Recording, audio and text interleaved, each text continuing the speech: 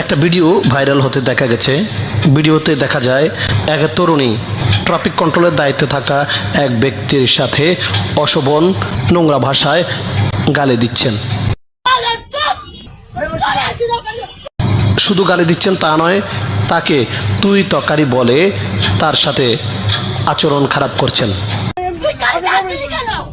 ভিডিওতে আরও বলতে শোনা যায়, ট্রাফিক পুলিশ ওই তরুণীর উদ্দেশ্যে বলছেন, আপনি ব্যবহার ঠিক করেন। এ কথা বলার পর ওই তরুণী আরও অকথ্য ভাষায় ট্রাফিক পুলিশকে গালি দিয়েই চলেছেন।